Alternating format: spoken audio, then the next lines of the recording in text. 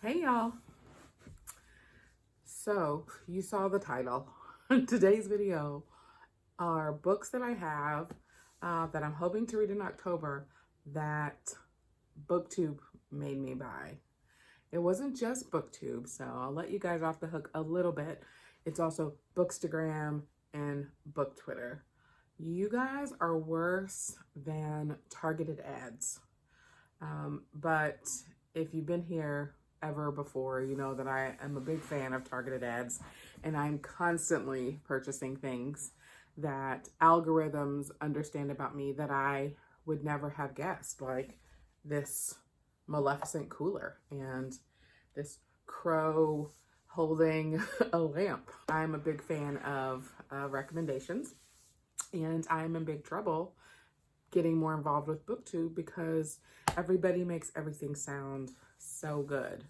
So 1, 2, 3, 4, 5, 6. I have 6 books that arrived at my house in Amazon packages or from the bookstore based on recommendations. And I'm not totally sure what about the recommendation made me want to see it, or if it was just like I saw a lot of them, but I thought I would just go through these 6 today. Actually, it's 5 of them. One of them I bought at the bookstore, not based on recommendation, but just because I love the cover. So I was in Hippocampus Books, which is a children's bookstore locally in Rochester, down on South Avenue in South Wedge. And I was there buying some children's books for a friend's baby shower and bought 2 books for myself. One of them was All of Us with Wings by Michelle Ruiz-Kiel.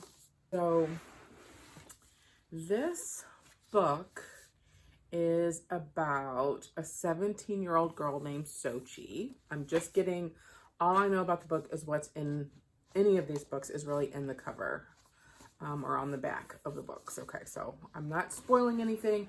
We are learning about these books together.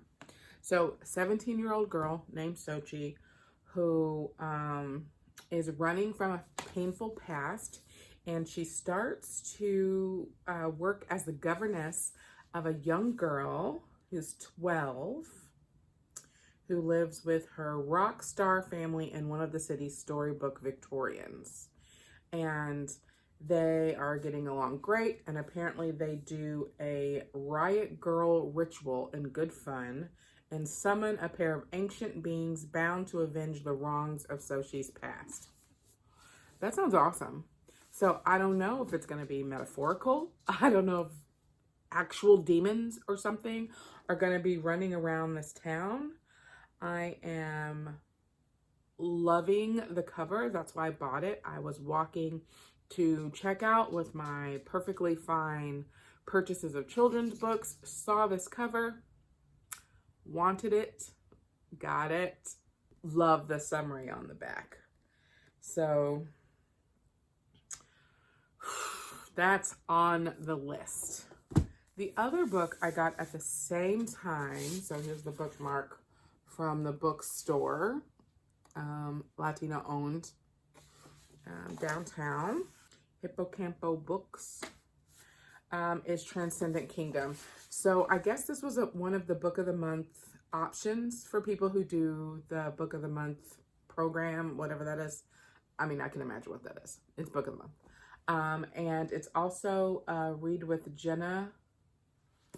I don't know what Jenna, I don't know who Jenna is. And I hate when they put that on there. I wish it was a sticker that I could peel off, but this was also at the bookstore. So Ya Gyasi is the author of Homegoing, which I did read when that came out, and it was so good. Just epic back and forth. And this is her second novel. And it looks like it is about a 6th-year PhD candidate in neuroscience who's really interested in behavior theory. And her brother Nana is also, was gifted as an athlete and died of a heroin overdose because he was OxyContin dependent after an ankle injury. And mom is suicidal. So she is a behavior theorist studying for her neuroscience degree at Stanford. And she's really interested in using some of the things that she's learning in order to understand some of the things that her family has gone through. So it's a deeply moving portrait of a family of immigrants ravaged by depression and addiction and grief. A novel about faith, science, religion, and love. So I'm excited. I'm not going to say that every time. I'm excited for all these books. I'm really looking forward to this. I don't know if the author is also a scientist or a behavior theorist, but I am. And so sometimes books like this, I get distracted if they talk too much in depth about something that either I don't know a lot about, or they talk about something I do know a lot about, and it's kind of counter to how I either use the theory or understand the science. So I'm hoping that that doesn't happen because it sounds really good, and I am interested to read it. And I'm also going to find out who Jenna is, because maybe she is really good at picking books. Okay, another book that you people are so into right now is The Midnight Library. Again, it must be a book club. Oh my gosh. Good Morning America book club. So I am a sucker for the book club buzz, apparently, which makes sense. I'm in 4 book clubs. And honestly, most of the time when there is a book club pick, I also like it. Like they tend to pick, book clubs in general, tend to pick books that a mainstream viewership would really like. And I love things other people love. I love things other people don't love. So I'm a pretty easy person to pick for. So Matt Haig, I believe I read one other Matt Haig book, Dead Fathers Club, I think maybe it was called. It's been a number of years, but I really, really liked it. So let's see, a dazzling novel about all the choices that go into a life well lived. So based on the summary on the back of this one, well, the lead sentence is, between life and death, there is a library. Now, I am also a sucker for books about books and books about how books can be useful in reflection and learning about ourselves.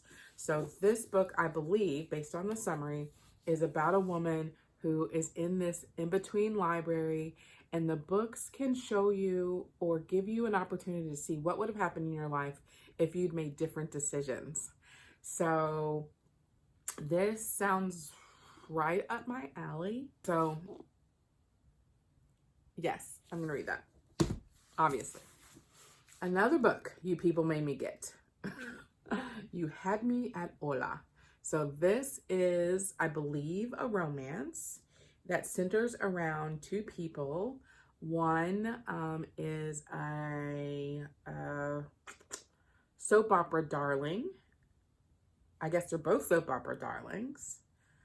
Jasmine Lynn Rodriguez and Ashton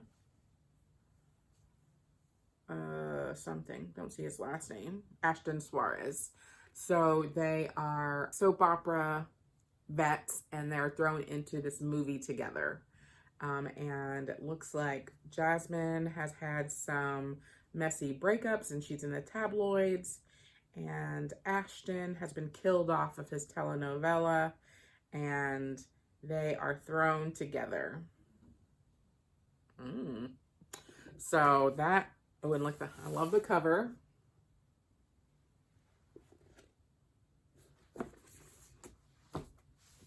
Okay, the other 2 books, y'all, I probably would have discovered them eventually anyway because of their content, but they have been all over my feeds lately, and that makes it hard because I don't like to read books that have a lot of buzz or too much buzz, because then like it just, bring it down, y'all. Bring it down so I can read these two books.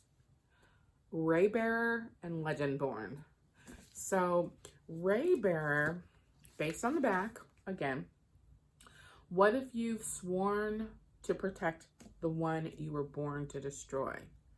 So Therese has always longed for the warmth of a family. She was raised in isolation by a mysterious, often absent mother known only as the Lady. The Lady sends Therese to compete to become one of the Crown Prince's Council of 11. But the Lady's plan is for Therese to betray the prince to kill him. So that's giving me a little Ella Enchanted vibes, right? And Therese wants to make her own path in life. I'm going to guess there's a little bit of kissy faces for the Crown Prince as well, just because it seems like it might be. Actually, I'm going to take that back. I hope there's some kissy faces because I like that part. So that's Raybearer. Look at the cover. Oh. I want to read all the books right now, today. Also, I'm currently still reading My Dark Vanessa. So I started it. I read maybe 3 chapters. It was interesting, and then I got distracted. And so now it feels like a pull, or like, it's not that I'm not interested in it, but I'm interested in these other things more. So if I can keep the Dark Vanessa out from the library a little longer, I will probably just keep it kind of like simmering on the back burner while I read some of these other books. The last one, chunky one, is Legendborn. So I don't have to tell you what some of these books are about because I'm sure your feeds are surrounded by them as well.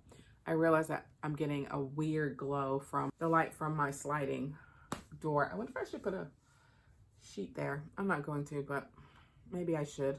Maybe I will. I don't know.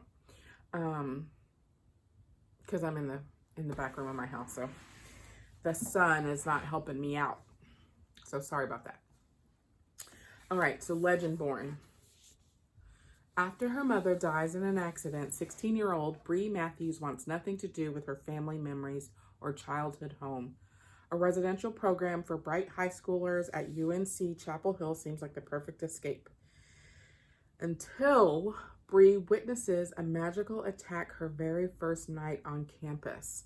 A flying demon feeding on human energies, a secret society of so-called Legendborn students who hunt the creatures down, and a mysterious teenage mage who calls himself a Merlin who attempts and fails to wipe Bree's memory of everything she saw. Also, this mage's attempts reveal that Bree also has some magical abilities and that there was another Merlin in the hospital when her mother died. I mean, just give it. Like, I'm just supposed to go back to, like, this could really happen stuff. That's my life, you know? Anyways, those are the 6 books. Those are just the ones I purchased in September. I also have quite a few books out from the library. I have that stack of books from my last library haul, which must have been, what, a month ago? Haven't read any of those, except for one. And then I went back to the library because I had a bunch of holds, 4 or 5, and I've got 2 that I'm waiting on still. So I'm overwhelmed, y'all, with books to read that I really want to read. This is why I don't buy books, because library books rule my life because of the due dates. And yet you guys are killing me. So keep it coming. I don't know. Just, you know, do your thing. Do your thing.